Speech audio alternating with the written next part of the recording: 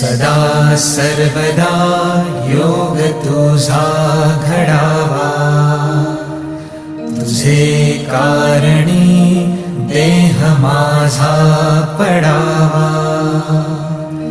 उपेशू नको गुणवंता अनंता, रघुनायका मागणे हेची आता. जय जय रघुवीर समर्थ.